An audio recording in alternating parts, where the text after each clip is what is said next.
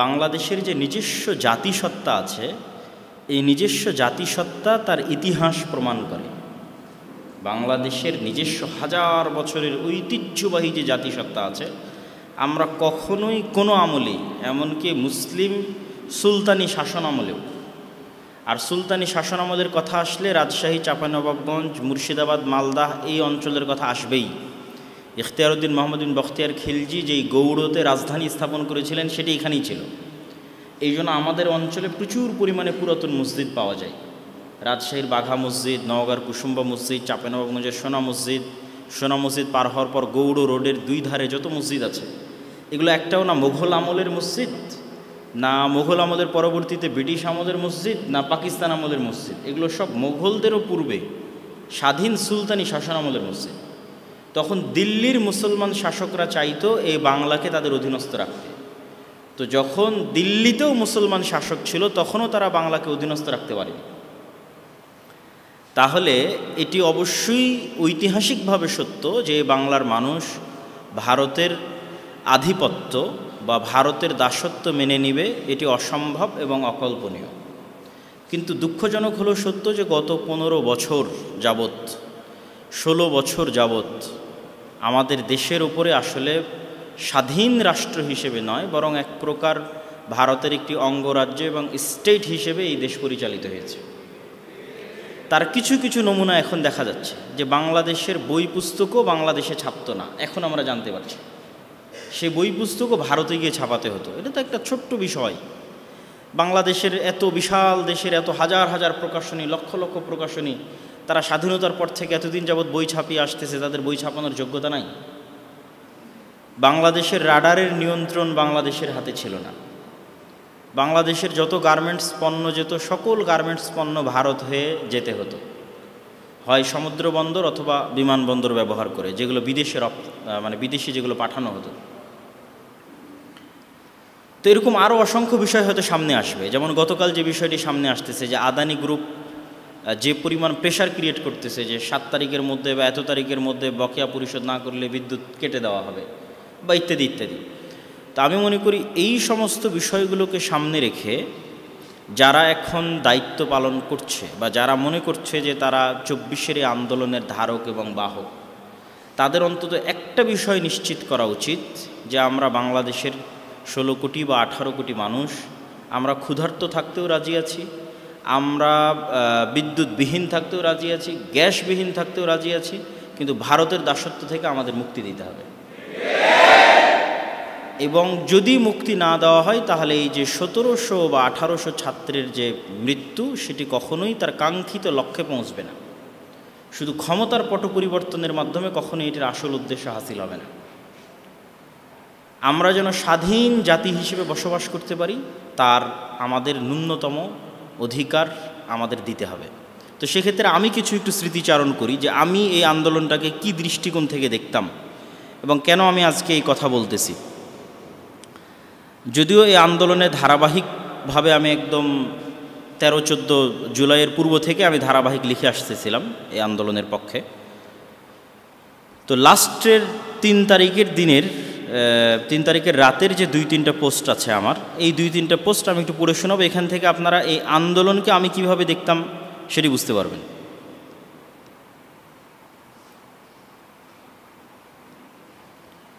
এইটা হচ্ছে যেই রাত অতিক্রম করার পর পরের দিন 5ই আগস্ট আসে, সেই রাতে অনেকেরই ঘুম হয় না, আমারও ঘুম হয়নি। একটা পোস্ট, 3টা পোস্ট লিখেছিলাম আমি ওই রাতে। একটা লিখেছি ছাত্রদের উদ্দেশ্যে: প্রিয় ছাত্র ভাইয়েরা, আপনারা সকল চড়াই উতরাই পেরিয়ে এতদূর পর্যন্ত এসেছেন শুধুমাত্র নিজের চেষ্টা ও মহান আল্লাহর রহমতে। তাই আজ বিজয়ের এত নিকটে পৌঁছে সেনাবাহিনীর প্রতি অতিমাত্রায় নির্ভরশীল হয়ে পড়বেন না, কেননা তখনও তো মানুষ জানতো না যে সেনাবাহিনী তাদেরকে সাপোর্ট দিবে কি দিবে না। আপনারা রক্তাক্ত জুলাইয়ের ভয়ঙ্কর গণহত্যা থেকে উঠে দাঁড়িয়েছে। গণহত্যাটা কিন্তু আসলে 17-18 জুলাই হয়েছে। তারপরের যে আন্দোলনগুলো 3 তারিখ 4 তারিখ, এটা কিন্তু গণহত্যার পরে, গণহত্যা থেকে উঠে দাঁড়িয়েছে। যে গণহত্যায় এই সেনাবাহিনীও সমান শরিক ছিল। আজ পর্যন্ত যদি নিজের চেষ্টায় আসতে পারেন, ইনশাল্লাহ বিজয় পর্যন্ত নিজের চেষ্টায় যেতে পারবেন। পৃথিবীর সকল ক্ষমতার একচ্ছত্র মালিক মহান আল্লাহ সুবহানাহু ওয়া তাআলা। তিনি ছোট থেকে ছোট জিনিসের মাধ্যমে বড় বড় ক্ষমতাশীলকে ধ্বংস করেছেন। ভরসা রাখুন সে আল্লাহর উপর, যিনি পৃথিবীর সবচেয়ে ভয়ঙ্করতম স্বৈরশাসক ফেরাউনকে ধ্বংস করেছেন। ভরসা রাখুন সেই আল্লাহর উপর যিনি নমরুদকে ধ্বংস করেছেন। ভরসা রাখুন সেই আল্লাহর উপর যিনি আরও ধ্বংস করেছেন কওমে নূহকে, কওমে লুতকে, আদ ও সামুদের মতো ভয়ঙ্কর সব জাতিকে। ইনশাআল্লাহ মহান আল্লাহ সুবহানাহু ওয়া তাআলা চাইলে বাংলাদেশেও নতুন স্বাধীনতার সূর্যোদয় হবে, মুক্তি মিলবে ভারতের দাসত্ব থেকে। আর তিনি মহাপরাক্রমশালী, রাজত্ব একমাত্র তার, ক্ষমতা একমাত্র তার, তিনি যা ইচ্ছা তাই করতে পারেন। এটা গেল একটা ছাত্রদের উদ্দেশ্যে। আর একটা পোস্ট লিখেছিলাম সেনাবাহিনীর উদ্দেশ্যে ওই রাতেই। হে প্রিয় বাংলাদেশ সেনাবাহিনী, আজ আপনারা যে দেশের চাকরি করছেন সেই বাংলাদেশের জন্মই হয়েছে ঢাকা বিশ্ববিদ্যালয়ে। এই বাংলার মানুষের স্বাধীনতার প্রতীক হচ্ছে ঢাকা বিশ্ববিদ্যালয়। এই বিশ্ববিদ্যালয়ের মাটিতেই শুয়ে আছে শেরে বাংলা একে ফজলুল হক, হোসেন শহীদ সোহরাওয়ার্দী, কাজী নজরুল ইসলাম সহ অগণিত বিপ্লবী স্বাধীনচেতা মানুষের কবর। এই বিশ্ববিদ্যালয়ের জন্মই হয়েছে এই বাংলার মুসলমানদের জন্য। ঢাকা বিশ্ববিদ্যালয়ের বুকে মানে বাংলাদেশের বুকে গুলি, ঢাকা বিশ্ববিদ্যালয়ের হেরে যাওয়া মানে বাংলাদেশের হেরে যাওয়া। আজ যদি আপনাদের সিদ্ধান্তের ভুলের কারণে ঢাকা বিশ্ববিদ্যালয় পরাজিত হয়, তাহলে একদিন আপনারাও পরাজিত হবেন। ঢাকা বিশ্ববিদ্যালয়কে হত্যা করে বাংলাদেশ হতে পারে না, আর বাংলাদেশ না থাকলে আপনারাও থাকবেন না। তাই ঢাকা বিশ্ববিদ্যালয়ের পক্ষে দাঁড়াতে না পারলেও বিপক্ষে দাঁড়ায়েন না। সম্পূর্ণ একটি জেনারেশনের বিরুদ্ধে যাওয়ার দুঃসাহস করিয়েন না। ইস্ট বেঙ্গল রেজিমেন্টের সম্মান রক্ষা করবেন, ঢাকা বিশ্ববিদ্যালয়কে বাঁচতে দিবেন, বাংলাদেশ বাঁচবে, আপনারাও বেঁচে যাবেন। তো ইস্ট বেঙ্গল রেজিমেন্টের নাম কী জন্য উল্লেখ করা সেটা অবশ্যই যারা ইতিহাস জানেন তারা খুব ভালো জানেন। এবার শেষ একটা পোস্ট যেটি মূলত দোয়ামূলক, আল্লাহ সুবহানাহু ওয়া তাআলার কাছে দোয়া হিসেবে উল্লেখ করা ছিল। হে আল্লাহ সুবহানাহু ওয়া তাআলা, আপনি মহাপরাক্রমশালী, সর্বময় ক্ষমতার অধিকারী, সকল রাজত্ব আপনার, সকল ক্ষমতা আপনার, আপনি যা ইচ্ছা তাই করতে পারেন। হে আল্লাহ, বাংলাদেশকে আপনি ভারতের দাসত্ব থেকে মুক্তি দিন। আমরা ব্রিটিশদের দাসত্ব থেকে মুক্ত হওয়ার জন্য লাখো জীবন কুরবানি করেছি। ব্রিটিশ বিরোধী সংগ্রামের 200 বছরের দীর্ঘ রক্তের পথ পাড়ি দিয়ে আপনি বাংলার মুসলমানদের জন্য স্বাধীন এই মাতৃভূমি দিয়েছেন। হে আল্লাহ, আমাদের কাছে ভারতের গোলামি করা জীবিত থাকার চেয়ে মরে যাওয়া অনেক শ্রেয়। আমরা কাশ্মীর ও গাজা হতে চাই না। আপনি বাংলাদেশকে আপনার খাস রহমতের চাদর দিয়ে ঢেকে দিন। আমরা আপনার দয়ার ভিখারি, এই দেশকেও এই দেশের মানুষকে আপনি নিরাপত্তা দিন। আমাদের পরবর্তী প্রজন্মকে স্বাধীন হিসেবে বসবাসের আত্মসম্মান ভিক্ষা দিন, আমিন ইয়া রব। তো এই পোস্টটা যখন করি তখন ওই গভীর রাতে অনেক মানুষ কমেন্ট করছে, ভাই আপনি একটু রাতে উঠে দোয়া করেন। তো অনেক দিন আমার রাতে উঠে দোয়া করা হয় না, কিন্তু সেই দিন যখন রাতে উঠে দোয়া করতে যাই তখন অঝোর ধারায় আমার চোখ দিয়ে পানি পড়তেছিল। তো পানি পড়ার পিছনে কারণ এটিই ছিল যে গাজার যে দৃশ্য যেটা চোখে ভেসে ওঠে, কাশ্মীরের যে দৃশ্য চোখে ভেসে ওঠে, আমরা তো চোখ বন্ধ করলে দেখতে পাচ্ছিলাম যে পরবর্তী গাজা বাংলাদেশ, এবং এটা অসম্ভব কিছুই না। যে কোনো মুহূর্তে বাংলাদেশকে সেকেন্ড গাজা বানানো অসম্ভব কিছুই নয়, সবচেয়ে সহজ কাজ। তো বাংলাদেশের মুসলমানেরা যদি চায় যে তারা গাজা না হওয়া থেকে বেঁচে যাবে, তাহলে একমাত্র শর্ত হচ্ছে এখন যারা সমন্বয়ক আছে, যারা দায়িত্ব পালন করছে দেশের, তারা কিছুই না করতে পারলে আমাদেরকে ভারতের দাসত্ব থেকে মুক্তি দিতে হবে। সেই সিস্টেম, সেই ডেভেলপমেন্ট, সেই কার্যক্রম করতে হবে, সেইভাবে সংবিধান লিখতে হবে, ওই সমস্ত দাসত্বের যে চুক্তিগুলো আছে সেগুলো বাতিল করতে হবে। আরও যত রকমের চাপ আসুক না কেন, সেই রকমের চাপের মোকাবেলা করার মেন্টাল প্রিপারেশন রাখতে হবে। আচ্ছা, এখানে আরেকটা বিষয় বলি, সেটি হচ্ছে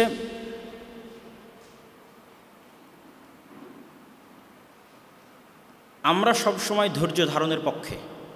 দেখবেন যে বাংলাদেশের ইসলামপন্থী জনগণকে কত রকমের অপবাদ দেওয়া হয়েছে, জঙ্গি ইত্যাদি ডট ডট ডট অসংখ্য কিছু, কিন্তু আপনিই দেখবেন যে 5ই আগস্টের পর থেকে এখন পর্যন্ত সবচেয়ে ধৈর্যশীল যদি আপনি কাউকে পান চলমান গভর্নমেন্টের উপর, তাহলে দেখবেন ইসলামপন্থী দল এবং রাজনৈতিক দলগুলো, তারা কোনো ইস্যুতে রাজপথে গিয়ে সরকারকে বিব্রতকর পরিস্থিতিতে ফেলেনি।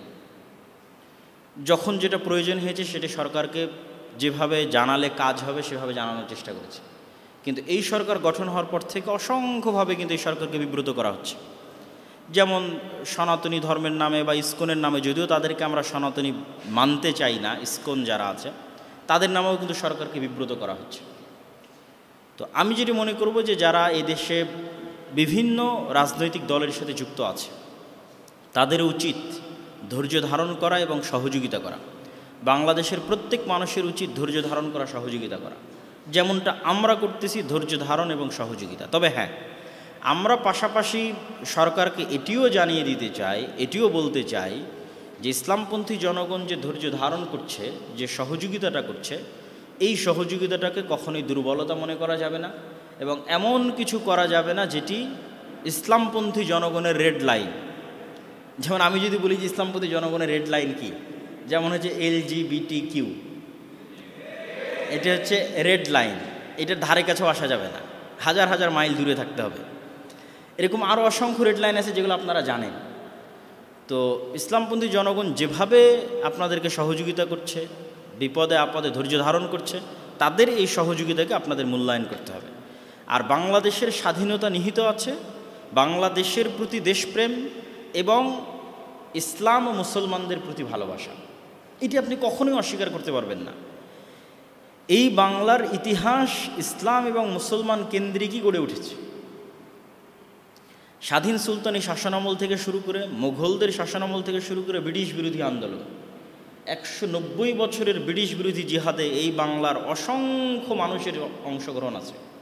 আপনাদের রাজশাহীতে একটা অঞ্চল আছে দুয়ারি, ওই দুয়ারিতে ব্রিটিশ বিরোধী জিহাদের কেন্দ্র ছিল। সপুরার ক্যান্টনমেন্টের নিকটে যে পুরাতন মসজিদ আছে সেখানে ব্রিটিশ বিরোধী জিহাদের কেন্দ্র ছিল। তারপরে আমাদের রাজশাহী বিভাগের আরেকটা জেলা বগুড়ার যে গাবতলী অঞ্চল, সেই গাবতলী অঞ্চলের সন্ধ্যাবাড়িতে ব্রিটিশ বিরোধী জিহাদের কেন্দ্র ছিল। তো এগুলো আমরা কখনকার কথা বলতেছি, এখন থেকে নিয়ে 250-300 বছর আগের কথা বলতেছি। তারা আমাদেরই বাবা, আমাদেরই দাদা, তারা ব্রিটিশদের থেকে মুক্তি পাওয়ার জন্য জীবন দিয়েছে। তো কিছু কিছু মানুষের নাম তো আমরা জানি, মীর নিসার আলী তিতুমিরের কথা আমরা সবাই জানি, হাজি শরিয়তুল্লাহর কথা আমরা সবাই জানি। তাদের আন্দোলন কিসের বিরুদ্ধে ছিল? তাদের আন্দোলন ছিল ব্রিটিশদের বিরুদ্ধে, এবং ব্রিটিশদের বিরুদ্ধে মুসলমানেরাই সবচেয়ে বেশি জীবন দিয়েছে। এটি ভারতের মুসলমানদেরও দাবি যে তারা ব্রিটিশদের বিরুদ্ধে সবচেয়ে বেশি জীবন দিয়েছে। অতএব ভারত যে দাবি করে তারা ব্রিটিশ থেকে মুক্তি পেয়েছে, এটার ক্রেডিট মুসলমানদের দেওয়া উচিত। এর পরের অংশ যদি আসেন তাহলে সেটি আপনি শেরে বাংলা একে ফজলুল হকের নাম আসবে, হোসেন শহীদ সোহরাওয়ার্দীর নাম আসবে, তারপর হচ্ছে মাওলানা ভাসানীর নাম আসবে। এটি ছিল পাকিস্তান তৈরির আন্দোলন। শেরে বাংলা একে ফজলুল হক শুরুতে কৃষক প্রজা পার্টি করতেন এবং উভয় বাংলার একমাত্র অখণ্ড বাংলার প্রথম প্রধানমন্ত্রী ছিলেন, এবং তিনি প্রথম জমিদারি প্রথা বিলুপ্ত করে আমাদের যে জমির এখন আমরা মালিকানা দাবি করছি এটি তিনি ফিরিয়ে দেন।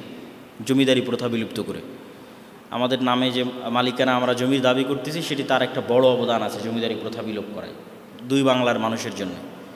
তো তিনি কিন্তু কখনোই মুসলিম লীগ করতেন না।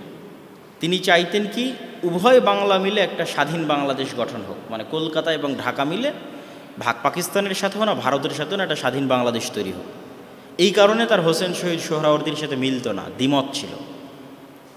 কিন্তু যখন দেখলেন যে না, এখানে দুইটা বাদে কোনো চয়েস নাই, হয় ভারতের সাথে যেতে হবে না পাকিস্তানের সাথে যেতে হবে, কোনো চয়েস নাই, তখন হোসেন শেরে বাংলা একে ফজলুল হক তার যে আমিত্ব আছে, তার যে অহমিকা বোধ আছে, সেটিকে বিসর্জন দিয়ে মুসলমানদের জন্য, মুসলমানদের মুসলমানিত্বকে রক্ষা করার জন্য পাকিস্তানের সাথে যুক্ত হওয়ার সিদ্ধান্ত নেন। 1947-এর 14 আগস্ট আজকে বাংলাদেশের যে মানচিত্র সেটি আমরা পাই। এই জন্য 47-এর আন্দোলনকে বিসর্জন দেওয়া মানে বাংলাদেশকে বিসর্জন দেওয়া। আমরা যেই মানচিত্রের উপর বসবাস করছি এটি তো 71-এর না, 47-এর 14 আগস্টে পাওয়া। সেটির জন্য যারা চেষ্টা করেছে তাদের ইতিহাসকে মাইনাস করা মানে বাংলাদেশকে মাইনাস করা। আপনি যদি শেরে বাংলা একে ফজলুল হকের ইতিহাস না পড়েন, 47-এর আন্দোলনের ইতিহাস না পড়েন, হোসেন শহীদ সোহরাওয়ার্দীর ইতিহাস না পড়েন, তাহলে আপনি বাংলাদেশকে মাইনাস করতেছেন। তারই ধারাবাহিকতায় বাংলাদেশ প্রতিষ্ঠিত হয়েছে। কিন্তু নিজেদের মুসলমানিত্ব রক্ষা করতে গিয়ে আমরা কি দেখলাম? আমরা যাদের সাথে যুক্ত হয়েছি তারা আমাদের সাথে বৈষম্য করতেছে। আর এটি সত্য। এটি যে সত্যতা এখনও বোঝা যায় আপনি যদি দেশের বাইরে যান। দেশের বাইরে গেলে দেখবেন যে ইন্ডিয়ানরাও আপনাকে সহ্য করে না, পাকিস্তানেরও আপনাদেরকে সহ্য করে না। পৃথিবীর থার্ড ওয়ার্ল্ড কান্ট্রির একটা নাগরিক হিসেবে তারা নিজেদেরকে একটু উঁচু মনে করে। ইন্ডিয়ান যারা তারাও মনে করে বাঙালিদের চেয়ে তারা উঁচু, পাকিস্তানেরাও মনে করে তারা বাঙালিদের চেয়ে উঁচু, সৌদিরাও মনে করে তারা বাঙালিদের চেয়ে উঁচু। হয়তো আমাদের বেশিরভাগ পেশাগত মানুষের যে পেশা বহির্বিশ্বে থাকে সেটির ফলে হয়তো এরকম একটা আমাদের চেহারা বা আমাদের একটা প্রতিফলন তাদের সামনে তৈরি হয়েছে। কিন্তু সব জায়গায় যে আমরা ডিসক্রিমিনেশন এবং বৈষম্যের শিকার এটি বোঝা যায়, সীমান্ত পার হলেই বোঝা যায়। সুতরাং 1971-এর পূর্বে যে আমরা পাকিস্তান কর্তৃক বৈষম্যের শিকার ছিলাম এটি সত্য। সেই বৈষম্য থেকে মুক্তির জন্যই মূলত 71-এর যুদ্ধ হয়েছে। কিন্তু তার মানে কখনোই এটি নয়, 71-এর যুদ্ধ মানে কখনোই এটি নয় যে বাংলাদেশ ভারতের দাসত্ব বরণ করবে, এটি কখনোই নয়।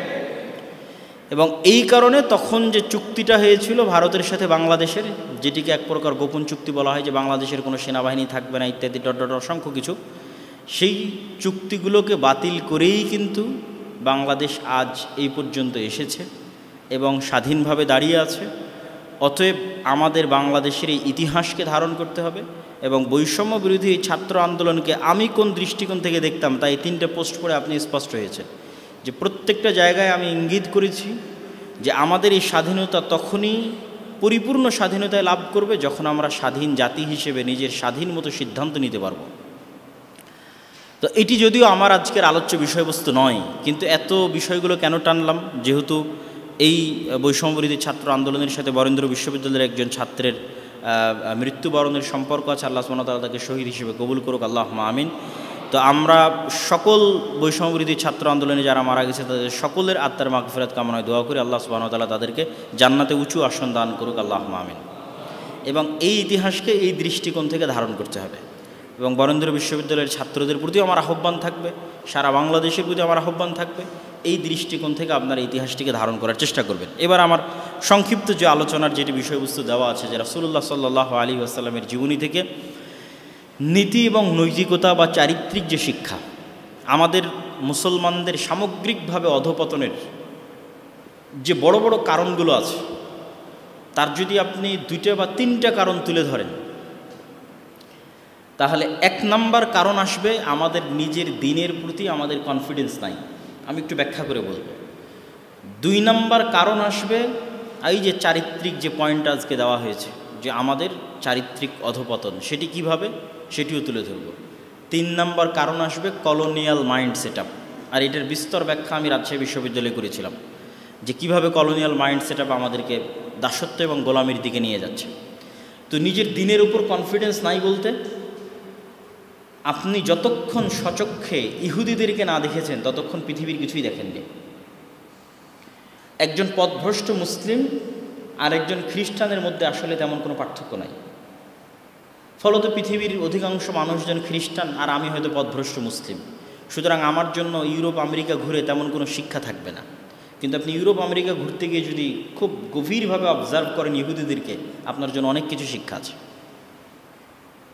আপনি আশ্চর্য হয়ে লক্ষ্য করবেন কোথায় আমরা মুসলমানেরা, আমরা সবাই জানি যে দাড়ি রাখা রাসূল সাল্লাল্লাহু আলাইহি ওয়াসাল্লামের সুন্নাত, কিন্তু আমরা শতকরা 2 জনও দাড়ি রাখি না। কিন্তু আপনি ইহুদিদের দেখবেন ওরা শতকরা 90 জনের বেশি দাড়ি রাখে। আশ্চর্য হয়ে যাবেন যখন ওদের লাইফ স্টাইল আপনি দেখবেন।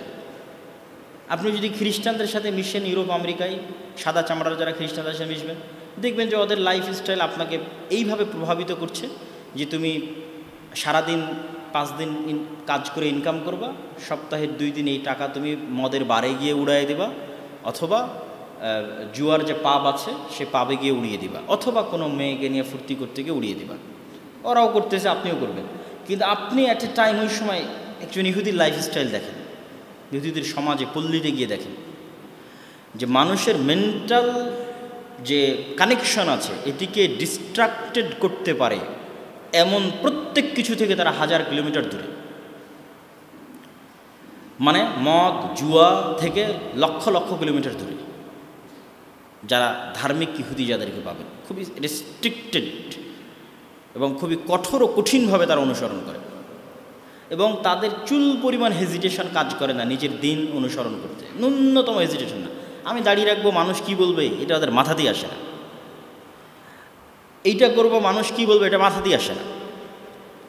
মুসলমানেরা অন্যদের খাবার খাওয়া, তাদের জন্য আহলুল কিতাবদের খাবার খাওয়া ততক্ষণ হালাল যতক্ষণ তারা আল্লাহ সুবহানাহু ওয়া তাআলাকে স্বীকার করে। তো হালাল হওয়ার দিক থেকে সবচেয়ে বেশি নিকটে আছে ইহুদিদের কোশার ফুড।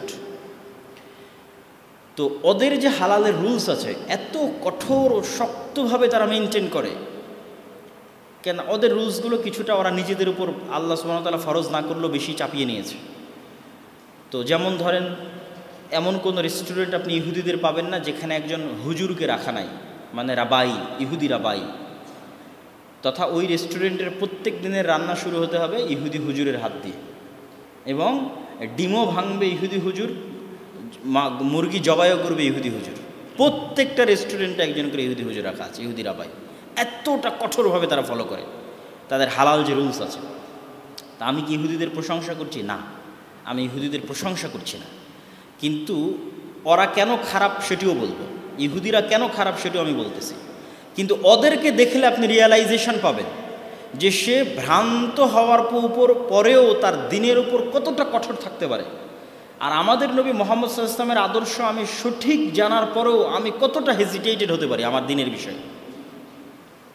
প্রত্যেকটা ধাপে তরুণ প্রজন্ম, মা এবং বোন সবাই হেজিটেশনে থাকে, মানুষ কি বলবে। এই যে সৌন্দর্যের অসম প্রতিযোগিতা শুরু হয়েছে, মানুষকে এই অসম প্রতিযোগিতা হতাশ বানায়। আল্লাহ সুবহানাহু ওয়া তাআলা সবাইকে সবচেয়ে সুন্দর করে সৃষ্টি করেননি, কিন্তু যখন আপনার অজান্তে আপনি সৌন্দর্যের প্রতিযোগিতায় লিপ্ত হয়ে যাবেন, তখন আপনি হীনম্মন্যতায় ভুগবেন।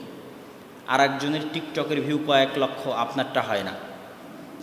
আরেকজনের ইনস্টাগ্রাম এবং রিলসের ভিউ কয়েক মিলিয়ন, আপনারটা হয় না। সে আপনার চেয়ে বেশি সুন্দরী, আপনি তার মতো সুন্দরী না। মানুষকে হীনম্মন্যতায় ভোগায়, হতাশায় নিয়ে যায়।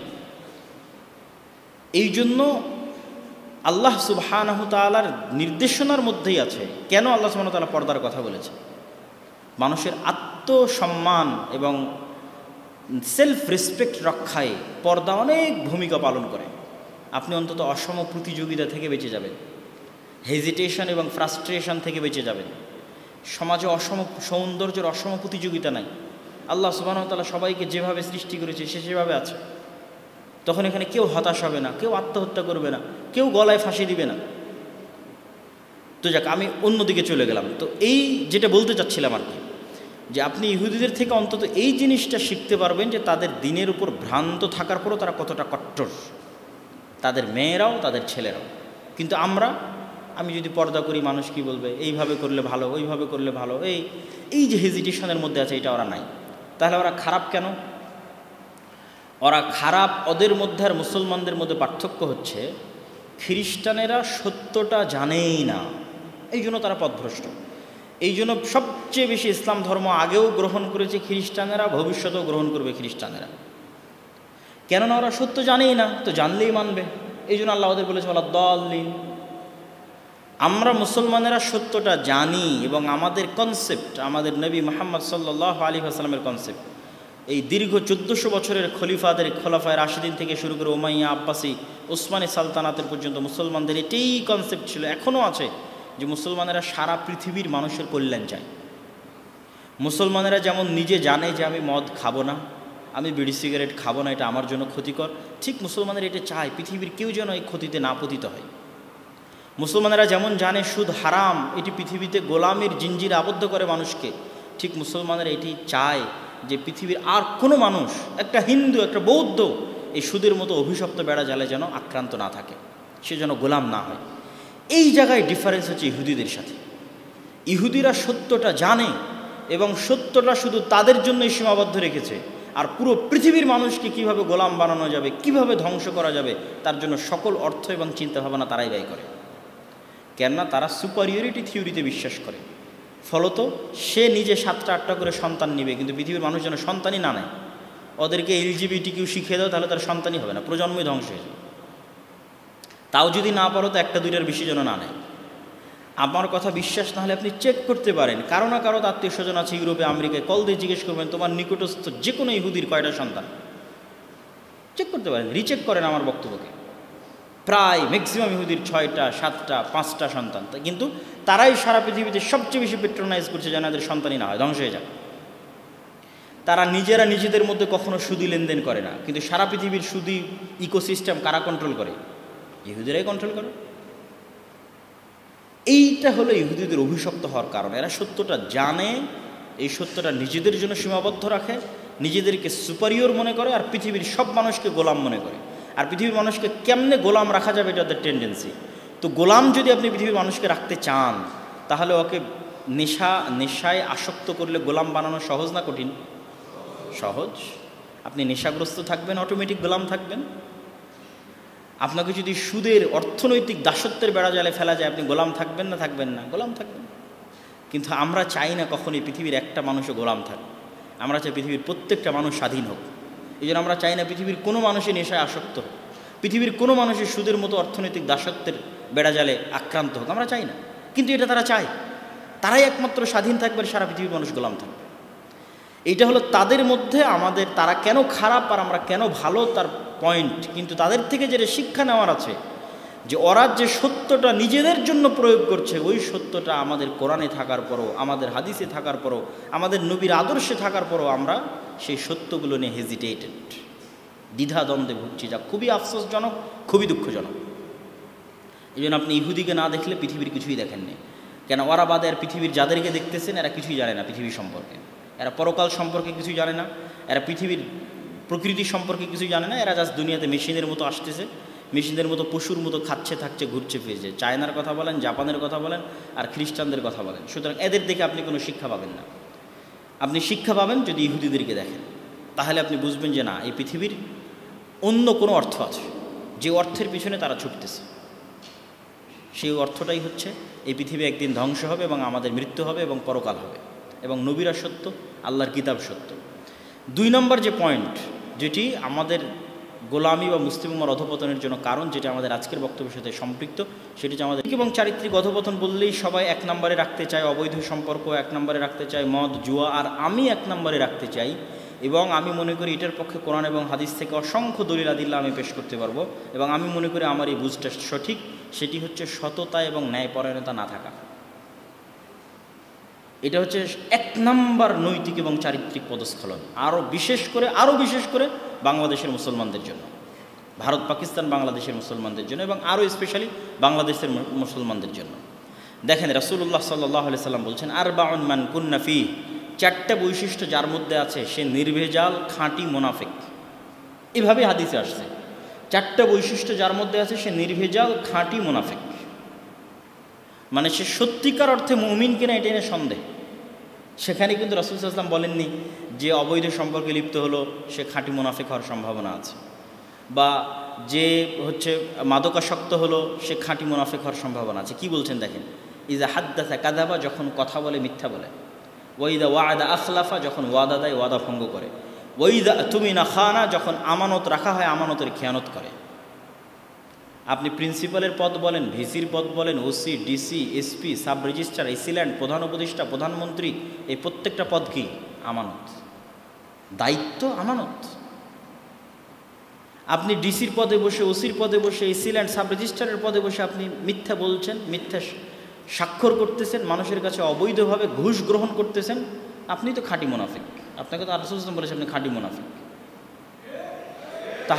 তাহলে এটিই হচ্ছে আমাদের জাতিগত নৈতিক চরিত্রের সবচেয়ে বড় অধপতনের জায়গা। এই জন্য সত্যবাদী এবং ন্যায়পরায়ণ, মুখে বলবো সত্য, কাজে করব ন্যায়, এই জিনিসটা মুসলমানদের সবচেয়ে জরুরি প্রয়োজন, যেটি না থাকার কারণে আমরা না দেশের নেতৃত্ব দিতে পারবো, না পৃথিবীর নেতৃত্ব দিতে পারবো।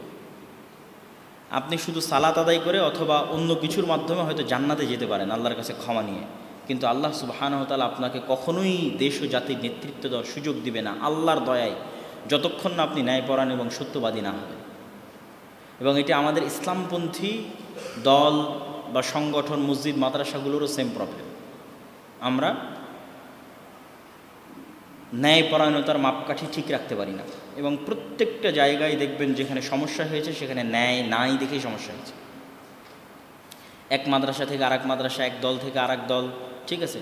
এই যে সমস্যাগুলো, বিভেদ, এই প্রত্যেকটা বিভেদের জায়গায় আকীদা মাসালা নাই, প্রত্যেকটা বিভেদের জায়গায় আছে ন্যায় এবং সত্য। হয় যে আমির সে অন্যায় করছে, না হয় যে মামুর অধীনস্থ সে অন্যায় করছে, হয় যে আমির সে মিথ্যা বলছে, না হয় যে মামুর সে মিথ্যা বলছে, এনে অন্যায় আছে। এবং ন্যায় জিনিসটা খুবই কঠিন। আপনি বলবেন যে এই ন্যায় জিনিসটা কতটা কঠিন আপনাকে দেখাই।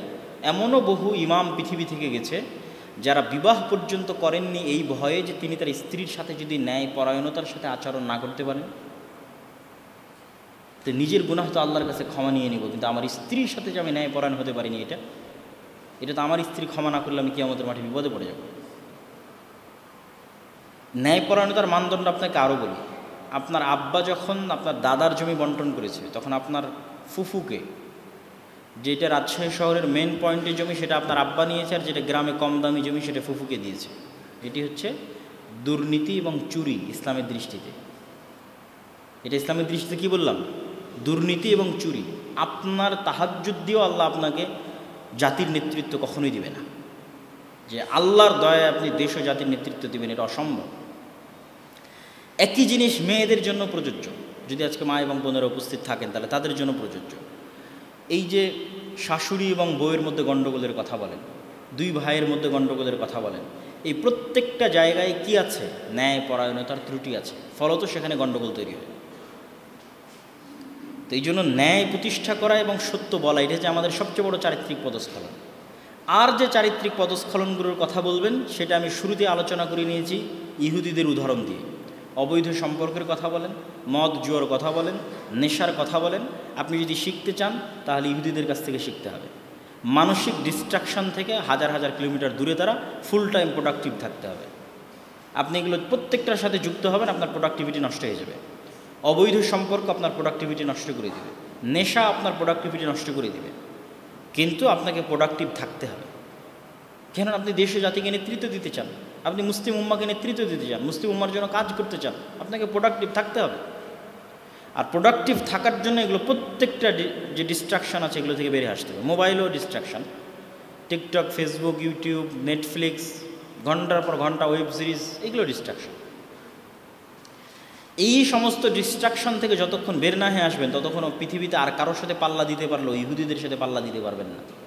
এটা আমি স্বাক্ষর করে দিয়ে গেলাম যে পৃথিবীর আপনি খ্রিস্টানদের সাথে পাল্লা দিয়ে দিতে পারেন, আরও অনেকের সাথে পাল্লা, কিন্তু ওদের সাথে পারবেন না। কেন? ওরা টোটালি ফোকাসড, কী করতে হবে সেটার পিছনে যান জীবন দিয়ে সবসময় ফোকাসড থাকে, কখনোই ডিস্ট্রাক্টেড হয় না। কেননা ডিস্ট্রাক্টেড হওয়ার মতো জিনিসগুলো থেকে তারা দূরে থাকে। কিন্তু আমরা মুসলিমরা সবচেয়ে বেশি ওই জিনিসগুলোতে আসক্ত যা আমাদেরকে গোলাম বানাবে, আমাদের পরবর্তী প্রজন্মকে গোলাম বানাবে। ফ্রি ফায়ার, পাবজিতে আসক্ত, অবৈধ সম্পর্কে আসক্ত, না পড়াশোনার সাথে সম্পর্ক আছে, না জ্ঞানের সাথে সম্পর্ক আছে। বাংলাদেশে এই ইংল্যান্ড থেকে আসার পর প্রায় এক বছর পার হতে যাচ্ছে, অথচ ইংল্যান্ডে যখনই সফরে বের হতাম, ডান্ডি থেকে লন্ডনে যাই, বার্মিংহাম যাই, ম্যানচেস্টার যাই, যেখানেই যাই, ট্রেনে উঠি আর বিমানে উঠি, মানুষের হাতে বই দেখতাম। ইংল্যান্ডের কথা বলতেছি, যেখানেই যেই দিনই বেরিয়েছি বই আছে। ওরা যদি ইউনিভার্সিটি ক্যাম্পাসে ফ্রেন্ড সার্কেল মিলে আড্ডাও দিচ্ছে, সেখানেও বই আছে, সেটা অবশ্যই স্টাডি গ্রুপ। কিন্তু বাংলাদেশে এই যে আসা আমার প্রায় এক বছর পার হয়ে যাচ্ছে, এখন পর্যন্ত কোথাও বাসে, ট্রেনে, তারপরে বিমানে কোথাও কারো হাতে বই দেখিনি। তখন আমিও ভুলে গেছি যে বই যে রাখতে হয় বা বই যে পড়তে হয়, এটা আমিও ভুলে গেছি। কিন্তু ওখানে ওদের দেখে দেখে আমি শিখতাম। আমি ছবি তুলে তুলে আব্দুর রহমান আর আব্দুর রহমানের কাছে পাঠাতাম, দেখো আজকে বই পড়তেছে বাসে বসে থেকে, বা ইনি হচ্ছে ট্রেনে বসে থেকে বই পড়তেছে। মানে তারা জানে যে জ্ঞান ছাড়া পৃথিবীকে আপনি শাসন করতে পারবেন না, টেকনোলজি এবং সায়েন্স ছাড়া পৃথিবীকে শাসন করতে পারবেন না। আর সায়েন্স আর টেকনোলজিতে ইসলাম বিরোধী নয়। কেন ইসলাম বিরোধী হবে বলেন? আল্লাহ সুবহানাহু ওয়া তাআলা বলছে, ওয়াবতাগু মিন ফাজলিল্লাহ, সালাত যখন শেষ হয় তখন তুমি আল্লাহর দয়া অনুসন্ধান করো। তো এগুলো কি, কার দয়া? এগুলো কার দয়া? আল্লাহর দয়া। আরও একটা দলিল নেই, রাসূলুল্লাহ সাল্লাল্লাহু আলাইহি ওয়াসাল্লাম বলেন, পৃথিবীতে আল্লাহ এমন কোনো রোগ সৃষ্টি করেননি যেই রোগের ওষুধ আল্লাহ পৃথিবীতে রাখেননি। এটা আল্লাহর নবীর হাদিস, সহিহ হাদিস, যে পৃথিবীতে আল্লাহ এমন কোনো রোগ সৃষ্টি করেননি যেই রোগের আরোগ্য আল্লাহ পৃথিবীতে রাখেননি। তাহলে আরোগ্য বের করতে পারা মানে আল্লাহর দয়াকে বের করতে পারা, আর আরোগ্য বের করতে না পারা মানে আল্লাহর দয়াকে বের না করতে পারা। তা আপনি মোবাইলের কথা বলেন, এই fan, light, electricity, science, technology, এগুলো সব আগে থেকেই পৃথিবীতে ছিল। এগুলো আল্লাহর দয়া, মানুষ বের করতে পারেনি, সময় লেগেছে। এগুলো আগে থেকে পৃথিবীতে ছিল। যদি এগুলো পৃথিবীতে আগে থেকে না থাকতো আমরা কোনোদিন এগুলো বের করতে পারতাম না। এরকম আরও অসংখ্য সায়েন্স অ্যান্ড টেকনোলজি পৃথিবীতে আছে, এগুলো আল্লাহর দয়া, বের করতে হবে। এবং যে আল্লাহর এই দয়াগুলো অনুসন্ধান করবে অবশ্যই তার প্রতিটা সেকেন্ড নেকিতে পরিণত হবে। বরেন্দ্র ইউনিভার্সিটির ল্যাবে কাটানো আপনার প্রত্যেকটা সেকেন্ড নেকিতে পরিণত হবে। আপনি সায়েন্স, টেকনোলজি, ইঞ্জিনিয়ারিং পড়ছেন, এগুলো সব নেকিতে পরিণত হবে। শুধু আপনার নিয়ত ঠিক রাখতে হবে যে আমি মানুষের উপকার করার জন্য, আমার জাতিকে উপকার করার জন্য, মুসলিম উম্মার উপকার করার জন্য আমি এই জ্ঞান অর্জন করতেছি। এই জন্য আমাদের সব অলসতা বাদ দিয়ে প্রোডাক্টিভ হয়ে কীভাবে আমরা জ্ঞানে, সায়েন্সে, টেকনোলজিতে সামনের দিকে এগিয়ে যাবো সেটি চেষ্টা করা উচিত। লাস্ট টপিক যেটা বলে আজকের বক্তব্য শেষ করব, সেটা হচ্ছে কলোনিয়াল মাইন্ড সেট আপ। ওই যে বললাম 190 বছর আমরা গোলাম ছিলাম, আমরা এত মিথ্যা কেন বলি, আমাদের মধ্যে এত দুর্নীতি কেন, আমাদের মধ্যে এত অসততা কেন? ওই 190 বছরের গোলামির কারণে আমাদের রক্তের মধ্যে মিথ্যা এবং অসততা প্রবেশ করেছে। ওই 190 বছরের গোলামির ধকল আপনি কাটিয়ে উঠতে অনেক সময় লাগবে। কেবল তো মাত্র 70 বছর হচ্ছে, তথা আমরা 1947 থেকে যদি ধরি তাহলে 70-75 বছর হচ্ছে। আরও 25-30 বছর হলে 1 সেঞ্চুরি পূর্ণ হবে। তো কাটিয়ে যে একদম উঠা যাচ্ছে না তা না, অবশ্যই ধীরে ধীরে কাটিয়ে উঠবে, কিন্তু একটা দীর্ঘ সময়ের দাসত্ব আমাদের মনে, আমাদের অজান্তে দাসত্ব তৈরি করে দিয়েছে। আমি যখন ইংল্যান্ডের সীমানা ক্রস করে ফ্রান্সে ঢুকলাম, স্পেনে ঢুকলাম, ইতালিতে ঢুকলাম, কোথাও ইংরেজি ভাষার অস্তিত্ব নাই। বিমানবন্দরগুলোতে পর্যন্ত এক্সিট লেখাটা ইংরেজিতে লেখা নাই। এরকমও অনেক বিমানবন্দর পেয়েছে যেখানে এক্সিট পর্যন্ত ইংরেজিতে লেখা নাই। তখন আপনি রিয়েলাইজ করবেন যে আমার দেশে আমি ইংরেজি শিখতে হবে না এটি বলিনি, কিন্তু ইংরেজির যে গুরুত্ব বা আমরা যে ইংরেজির গুরুত্ব ফিল করি, এটা আমাদের অজান্তে কলোনিয়াল মাইন্ড সেট আপ। কিন্তু এটা কোনো সমস্যা না, ভাষা আমরা শিখতেই পারি, কিন্তু এরকম আরও অসংখ্য কলোনিয়াল মাইন্ড সেট আপ আমরা বহন করে বেড়াই আমাদের অজান্তে। একজন প্যান্ট শার্ট পরলে আমার কাছে যে স্মার্ট মনে হয়, আর একজন টুপি পাঞ্জাবি পরলে যদি আমার কাছে একটু আনস্মার্ট মনে হয়, একজন বোরখা এবং পর্দা করলে যদি আমার কাছে আনস্মার্ট মনে হয়, আর একজন যদি প্যান্ট শার্ট বা গেঞ্জি পরে তাকে যদি স্মার্ট মনে হয়, এটা হচ্ছে আমরা আমাদের অজান্তে colonial mind set up carry করতেছি, বহন করতেছি। এরকম আরও অসংখ্য উদাহরণ পাবেন। আপনি আফ্রিকায় যান, আফ্রিকার মুসলিম দেশগুলোর সেকেন্ড ল্যাঙ্গুয়েজ কেন ফরাসি? তখন আপনি রিলেট করতে পারবেন যে হাজার হাজার কিলোমিটার দূরে আর এক মুসলিম দেশের সেকেন্ড ল্যাঙ্গুয়েজ ফরাসি, আর হাজার হাজার কিলোমিটার দূরে এখানে আর এক মুসলিম দেশের সেকেন্ড ল্যাঙ্গুয়েজ ইংরেজি। ও ছিল ফ্রান্সের গোলাম, আমি ছিলাম ইংল্যান্ডের গোলাম। ফলত সেও কলোনিয়াল মাইন্ড সেট আপ বহন করতেছে, আমিও কলোনিয়াল মাইন্ড সেট আপ বহন করতেছি আমাদের অজান্তে। স্পেন, ইতালি, ফ্রান্স, জার্মানি তারা জাতি হিসেবে কতটা আত্ম অহমিকায় ভোগে, কতটা আত্ম অহংকারী যে ইংল্যান্ডের ভাষা ইংরেজি শিখলে তাদের জাত যাবে। কি পরিমাণ উন্নাসিক জাতিগত তাদের চিন্তা, আর আমি সেটার বিপরীতে কতটা অধস্তন চিন্তা রাখি, কতটা গোলামির চিন্তা রাখি, আপনি তখন কম্পেয়ার করতে পারবেন। ইউরোপের স্বাধীন দেশগুলো যদি ভ্রমণ করেন আর যদি বাংলাদেশ, পাকিস্তান, ইন্ডিয়া ভ্রমণ করেন, তাহলে দেখবেন তাদের মাইন্ড সেট আপের তুলনায় জাতি হিসেবে তারা তাদের জায়গায় কতটা স্বাধীন চেতা, কতটা নিজের কৃষ্টি কালচার সংস্কৃতির প্রতি ফোকাসড। আপনি আশ্চর্য হয়ে যাবেন। ইংল্যান্ডের যে বাড়িঘরগুলো আছে, 500-600 বছরের পুরাতন বাড়িঘর আছে, আপনি একটা দরজাও পরিবর্তন করতে পারবেন না সরকারের অনুমতি ছাড়া। যত কোটি কোটি টাকা ইংল্যান্ড শুধু তাদের ঐতিহ্য রক্ষা করার পিছনে খরচ করে, এরকম কোটি কোটি টাকা দিয়ে হাজারো দুবাই তৈরি করা যাবে, কিন্তু ওরা এটাতে কট্টর। আমার যে ইতিহাস আছে সেটি সংরক্ষণ করতে হবে। তখন আপনি বুঝতে পারবেন যে আমি আমার ইতিহাসের তো কোনো খবরই রাখিনি। আমার যে হাজার বছরের এখানে মুসলিম বাংলার ইতিহাস আছে, আমি তো কোনোদিন না পড়েছি, না সেটি সংরক্ষণ করার চেষ্টা করেছি, না সেটির প্রতি ফোকাস থেকেছি। অথচ সে তার ইতিহাস ঐতিহ্য সংরক্ষণ করার জন্য কোটি কোটি টাকা একটা দরজা, একটা বাড়ির একটা দরজা পর্যন্ত পরিবর্তন করতে দিবে না, কেন? ওটা তার ইতিহাসের অংশ। এটা আমি কাল্পনিক বানিয়ে বলতেছেন, আপনি রিচেক করবেন যারা ইংল্যান্ডে থাকে তাদের কাছ থেকে। তো ওই সমস্ত দেশে গেলে আপনি কম্পেয়ার করবেন জাতিগতভাবে তারা কতটা স্বাধীনচেতা মনোভাব লালন করে, আর জাতিগতভাবে আমরা কতটা কলোনিয়াল মাইন্ড সেট আপ, গোলামির চিন্তাভাবনা লালন করি। এই জন্য মুসলিম তরুণ, মুসলিম যুবকদের একটাই দায়িত্ব, আমাদের দিন ইসলাম এবং মুহাম্মদ সাল্লাল্লাহু আলাইহি সাল্লামের আদর্শের প্রতি আমাকে অতি কট্টর, অতি মৌলবাদী, অতি শক্তিশালী হতে হবে। এবং এটি আপনাকে জাতিগতভাবে শক্তিশালী করবে, জাতিগতভাবে আপনাকে আত্মমর্যাদাশীল করবে, জাতিগতভাবে আপনাকে মেন্টালি স্ট্রং করবে। আর আপনি যত বেশি হেজিটেটেড থাকবেন, আপনি জাতিগতভাবে তত দুর্বল থাকবেন, আপনার পরবর্তী প্রজন্ম তত দুর্বল হবে। এই জন্য আমাদের মুসলমানদের যে আদর্শ আছে, আমাদের নবীর যে আদর্শ আছে, আদর্শের উপর আপনাকে কোনো প্রকার কম্প্রোমাইজ ছাড়া অতি শক্ত, অতি কঠোর হতে হবে। মা এবং বোনদেরকে হতে হবে। মা এবং বোনদেরকে আমি কখনোই এটি বলি না যে আর একটা ছেলে আপনাকে কি বলবে এই জন্য আপনি পর্দা করবেন, না। আমি আব্দুল্লাহ বিন আব্দুর রাজ্জাক কী বলবো এই জন্য আপনি পর্দা করবেন, কখনোই না। এবং আপনারাও আর এক মেয়েকে দাওয়াত দিতে গিয়ে ছেলে মানুষ কি বলবে এই জন্য পর্দা করবে, শ্বশুর কি বলবে এই জন্য পর্দা করবে, স্বামী কি বলবে এই জন্য পর্দা করবে, আশেপাশের সমাজের মানুষ কি বলবে এই জন্য পর্দা, কখনো না। এগুলো ছুঁড়ে ফেলে দেন। আপনি সেম কাতারে আসেন, আমি আল্লাহর গোলাম, আপনিও আল্লাহর গোলাম, আমি আল্লাহর সৃষ্টি, আপনিও আল্লাহর সৃষ্টি। আল্লাহ সুবহানাহু ওয়া তাআলা আদেশ দিয়েছে, আমাদের নবী মুহাম্মদ সাল্লাল্লাহু আলাইহি সাল্লাম আদেশ দিয়েছে, পর্দার এবং পর্দার মধ্যে আমাদের এবং আপনাদের জন্য কল্যাণ আছে। সুতরাং আমি কোন দৃষ্টিকোণ থেকে একটা মেয়েকে দেখতেছি বা ছেলেরা কোন দৃষ্টিকোণ থেকে, এটা কখনোই ধর্তব্য নয়। সেম পেজে এসে আল্লাহ সুবহানাহু ওয়া তাআলার গোলাম হিসেবে আমাদেরকে আমাদের দ্বীন এবং আমাদের আদর্শের উপর কট্টর হতে হবে এবং কোনো প্রকার কম্প্রোমাইজ ছাড়া সে আদর্শ, সেই দ্বীন, সেটিকে শক্তভাবে আঁকড়ে ধরে থাকতে হবে এবং পরবর্তী প্রজন্মে ট্রান্সফার করতে হবে। তাহলে আপনি জাতিগতভাবে স্বাধীন থাকবেন, না হলে জাতিগতভাবে স্বাধীন থাকার কোনো রাস্তা নাই। বাংলাদেশের স্বাধীনতার মূল ভিত্তিই হচ্ছে বাংলাদেশের মুসলমানদের ইসলামী আদর্শ, ইসলামী কৃষ্টি, কালচার এবং সংস্কৃতি। এই জন্য পৃথিবীতে একটা কথা আছে, সফট পাওয়ার। বলিউড হচ্ছে ইন্ডিয়ার সফট পাওয়ার। আপনি যদি হিন্দি গান শুনেন, হিন্দি মুভি দেখেন, হিন্দি বলতে ভালো লাগে, হিন্দি গান শুনতে ভালো লাগে, আপনি কোনো না কোনো অ্যাঙ্গেলে ইন্ডিয়া আপনাকে অ্যাকোয়ার করেনি, কন্ট্রোল করেনি আর্মি দিয়ে, তারপরেও আপনি তার সফট পাওয়ারে প্রভাবিত। এই জন্য আমরা কিন্তু আমাদের সফট পাওয়ারের দিক থেকে খুবই দুর্বল, মিডিয়াতে দুর্বল। আমি বলেছি যে, এবং এই মাসের, আমি জানি না এখানে মাসিক আল ইতেসাম আসে কিনা, একটা পত্রিকা আপনাদের এই পাশের প্রতিষ্ঠান থেকে বের হয়, জামিয়া সালাফিয়া, প্রতি মাসে মাসিক আল ইতেসাম। আজকে কি গাড়িতে পাওয়া যাবে? আছে?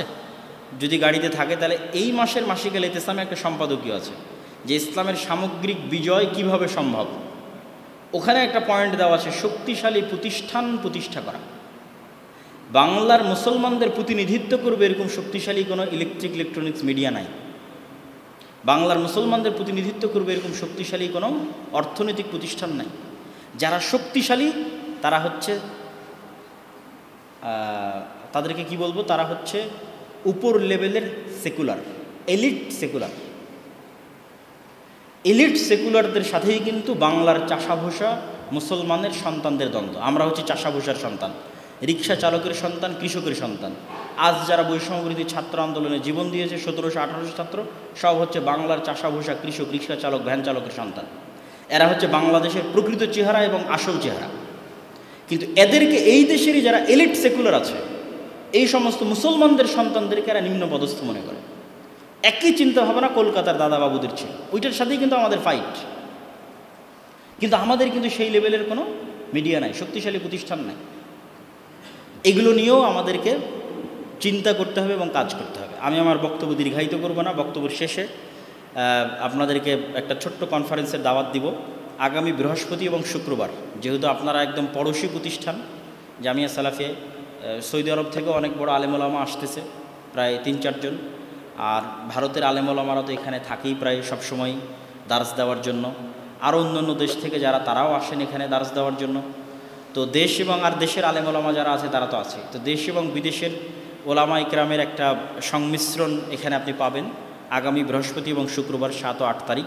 যেহেতু আপনাদের ক্যাম্পাসের একদম পাশেই, আপনাদের যখন সুযোগ হবে, সময় হবে, আপনারা একসাথে এই আগামী বৃহস্পতি শুক্রবার সেখানে দাওয়াত থাকলো, যাবেন, ঘুরবেন, দেখবেন, আলোচনা শুনবেন। অসংখ্য ইসলামী লাইব্রেরিগুলো আসতেছে, তাদের বই পুস্তক থাকবে, সেখানেও যাবেন, বই পুস্তক পছন্দ হলে নেবেন। আর পরিশেষে আমি মাসিক আল ইতেসাম আপনাদের এখানে যদি আসে সেটি নেওয়ার, এবং ফিলিস্তিনের ওপর নতুন একটা বই আমাদের এসেছে যেখানে মুসলিম বিশ্বের যতগুলো সমস্যা আছে প্রত্যেকটা সমস্যাকে ইন্ডিকেট করা আছে, সেটিও যদি আপনারা পান, সংগ্রহ করতে পারেন। এই সংক্ষিপ্ত দাবি রেখে বক্তব্য শেষ করছি। তবে আমি একটু ওপেন প্রশ্ন উত্তরের সুযোগ দিব, সেটি যদি বোনদের পক্ষ থেকেও কোনো প্রশ্ন উত্তর আসে সেটিও, এবং আপনাদের পক্ষ থেকেও কোনো প্রশ্ন আসে সেটিও। কেউ করতে চাইলে একটু হাত উঠাবে, যে কোনো প্রশ্ন।